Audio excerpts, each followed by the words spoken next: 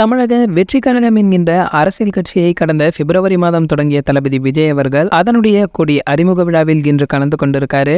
சென்னை பனையூரில் நடைபெற்ற இந்த கொடி அறிமுக விழாவில் தமிழகம் முழுவதிலுமே இருந்து முக்கியமான நிர்வாகிகள் வரவழைக்கப்பட்டிருந்ததாகவும் அவர்களுடைய முன்னிலையில் தமிழக வெற்றி கழகத்துடைய கொடியையுமே அந்த கட்சியுடைய பாடலையுமே அறிமுகம் செய்திருக்காரு தளபதி விஜய் அவர்கள். கொடியை அறிமுகம் செய்த கையோடு மேடையேறி பேசிய தளபதி விரைவில் தங்கள் கட்சியுடைய முதல் மாநாட்டை நடத்த இருப்பதையும் உறுதிப்படுத்தியிருக்காரு. தன்னுடைய உரையின் பொழுது கூட தனது தாய் தந்தைக்கு நன்றி தெரிவிக்க மறந்த விஜய் அவர்கள் அதன் பின்பு மீண்டும் மேடையேறி அவர்கள் இருவருக்குமே நன்றி கூறிவிட்டுமே சென்றிருக்காரு. மேடையில் தாய் தந்தை மீது பாசத்தை பொழிந்த விஜய் அவர்கள் அந்த விழா முடிந்ததுமே செய்த செயல் கடுமையான விமர்சனத்துக்கு உள்ளாகி இருக்கு. அது என்னன்னு பாத்தீங்கன்னா, விழா முடிந்ததுமே அங்கு வந்திருந்த ஊடகத்துறையினருக்கு நன்றி தெரிவித்துக் கொண்டிருந்த விஜய் அவர்கள் அப்பொழுது அங்கு வந்த சோபா அவர்களிடம் விஜய் அவர்களை சந்தித்து பேச வந்ததாகவும் ஆனால் அவரை பார்த்து பார்க்காதபடி முகத்தை திருப்பிக் கொண்டு அங்கிருந்து சென்றிருக்காரு தளபதி அவர்கள். மகன் தன்னை கண்டு கொள்ளாத சோகத்தை வெளிப்படுத்த முடியாமல் சோபா அவர்கள் அங்கு திகைத்து நின்ற வீடியோ காட்சிகள் இணையதள வைரலாகி வருகின்றது. அந்த வீடியோவை பார்த்த நெட்டிசன்கள் தளபதியை கடுமையாக சாடி வருவதும் மேடையில் பாசமாக பேசியதெல்லாம் நடிப்பா என ஒரு கேள்வியுமே எழுந்து வந்திருக்கு. தாயை மதிக்காமல் சென்ற தளபதியை சராமரியாக விமர்சித்து வருகின்றனர்.